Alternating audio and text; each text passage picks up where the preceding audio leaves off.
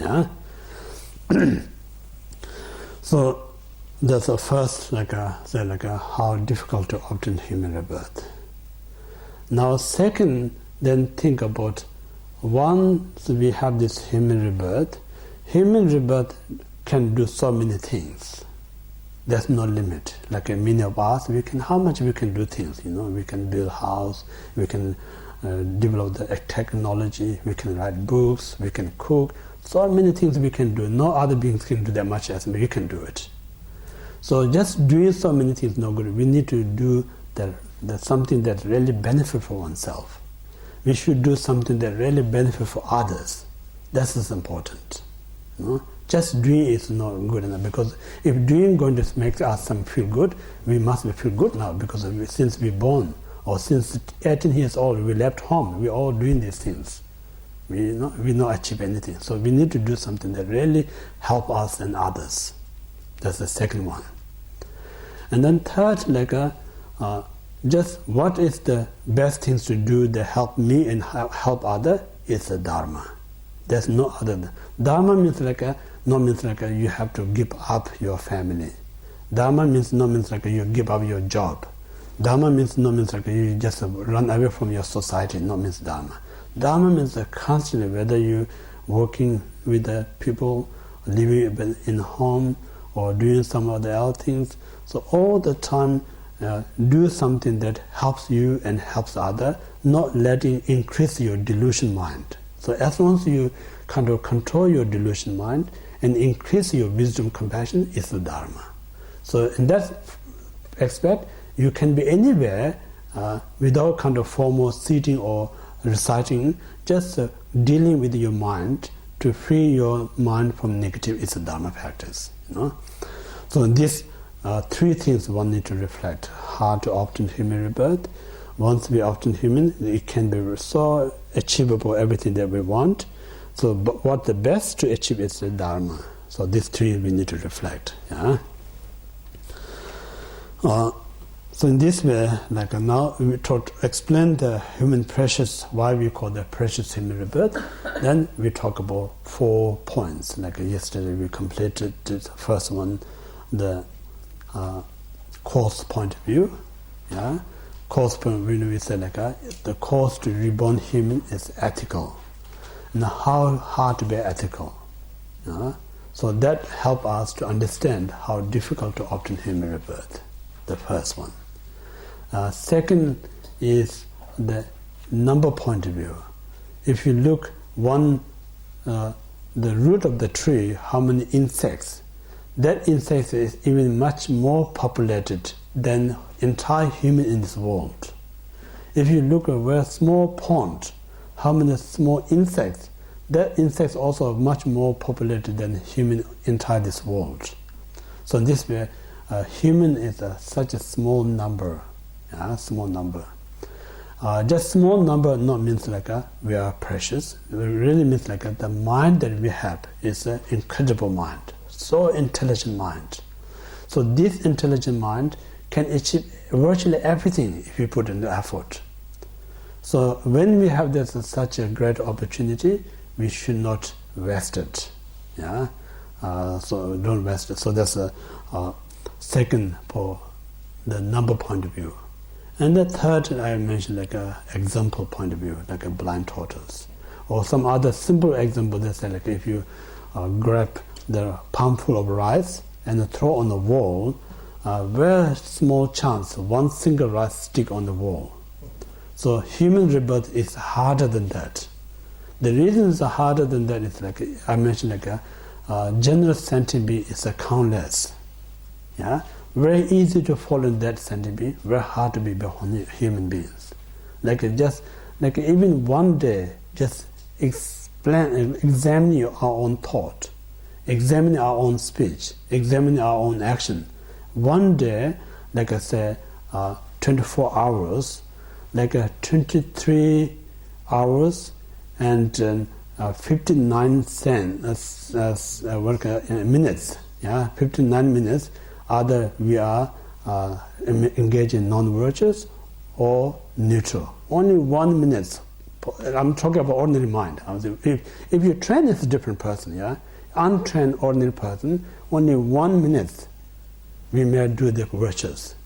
So that, if you look into that point of view, I'm not kind of frightened. It's a reality. We need to know reality. We say so if we have a physical very unhealthy, you go to see the doctor. Says a reason you have a physical sickness is nothing. Just blame on the karma alone, because how you kind of take the nutrition, you so much carelessly eating this junk food. You're not really looking after your health. So therefore, you don't have a cause to be healthy, because you're using all this unhealthy cause that makes you sick. So it's no one punished you, because only just because you lack of their good cause makes you unhealthy. But you don't need to worry about it. You really want to be healthy, you just change the diet. Change the diet, do the right exercise. Then all this, if you do, you will improve your health. So that's how we talk about it. Our mentally so unhealthy. So because our mental diet, we always doing the wrong thing. So we need to change the diet. So that's it. So in this way, what we say to human, reborn human itself is miraculous.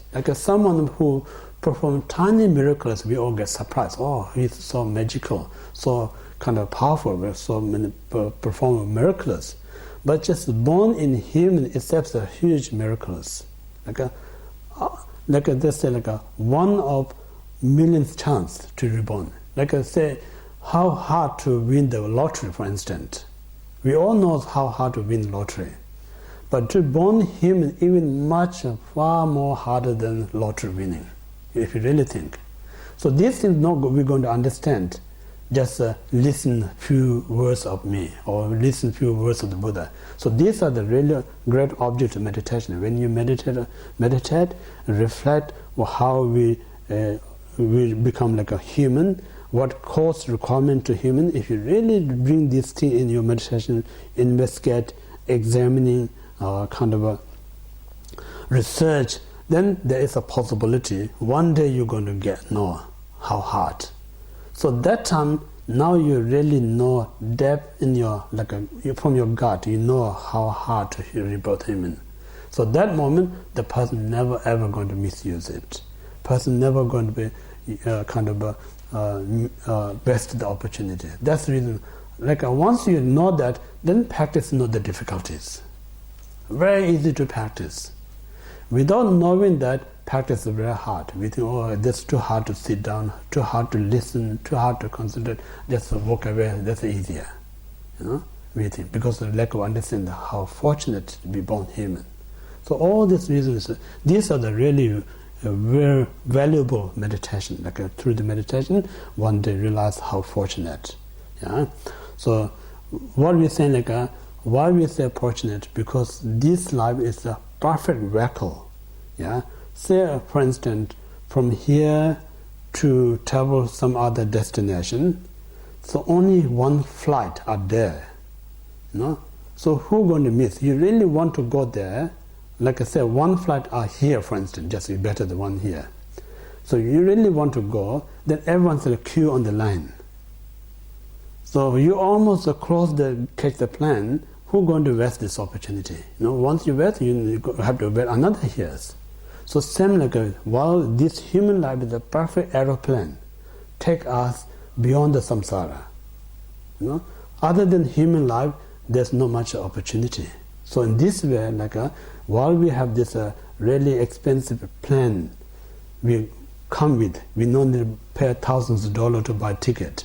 So when we have this opportunity, who could waste this opportunity? Who going to waste this kind of chance? So these things one need to realize.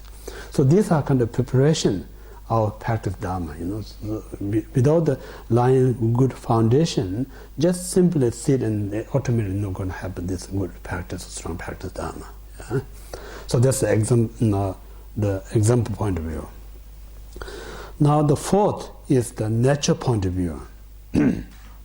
So nature is, then we talk about 18 prerequisites. To practice Dharma, again, is not easy. Just be born human, automatically you're not eligible to practice. You need to be 18 prerequisites to practice Dharma. Yeah? So if you got all these 18 prerequisites, then we call the human precious rebirth. If you haven't got all these 18, then just human beings. So human and human precious is two different things. So 18, first we talk about freedom. So what we talk about freedom is like a freedom to practice Dharma. Yeah? To freedom to practice Dharma, like many of us says, oh, I'm lucky to have this break for a few days. But we think it's very easy to find the time. But the reality, if you think all other sentient beings, they don't have much opportunity to find the time to practice Dharma. So we talk about that. At freedom is first 4 non-human lack of freedom practice Dharma, and the 4 human lack of freedom practice Dharma. So altogether at lack of freedom. So first we talk about non-human lack of freedom practice Dharma means due to our karma, reborn in hell realm, for instance. So I mentioned the biggest population is hell beings. Yeah? So once we in the hell realm, just tremendous suffering. They're saying how we measure the suffering of a hell being, if you ask, we say a human mind cannot measure suffering of hell beings. So only we can measure the smallest suffering of a hell being we can measure. They say smallest suffering of a hell being is say someone 300 gunshot on you. Just imagine 300 gunshot at one time to you in your body. How much you almost there's no left in the body, all what do you call that, falling exploded. So that they say a smallest suffering of hell beings. So someone who tremendous suffering, there's no time to relax, no time to listen. So in this way, there's no freedom to practice Dharma in the hell realm because it constantly pain one after another. For instance, when you have a very bad headache, just imagine, very bad headache, you can't concentrate, you can't listen. So just imagine hell being is in that condition for all the time. So that's what we call the first lack of freedom, first one. And the second we call the hungry ghost. So hungry ghost means for instance, when we sit and meditate, listen to Dharma, when our stomach is full, we are easy to concentrate. But then time goes by, we start hungry. When we're hungry, then our mind more go with the kitchen than here. So similar, once you're in the hunger goes, the born with the hunger and die with the hunger. So entire their life, they live with this suffering of hunger and thirsty. So because the hunger, there don't be any other in their mind, only they have in the mind where I'm going to find the food, where I'm going to find the drinks. So that thought completely occupied the person's life. So again, there's no freedom there's no free to practice Dharma. So that's second lack of freedom. And the third, animal realms. We talk about animal in 3 departments. One we call the animal that live in the ocean. Second is the animal that live in a wild, dry land. And the third animal is the domesticated animals. So there are 3 groups of animals. So among them, domesticated animal is a far more greater condition than wild and the ocean. Within the domesticated animal, just think about, looks very nice, green grass, nice, but they are prisoner, life sentence, So there's no freedom like we have. Then even most fortunate animal is our own pet, our dog, cat, birds. Much better life than others, but still they are very limited. They're controlled by us. If they want to go out the door, where are you going? We shout at them, come in.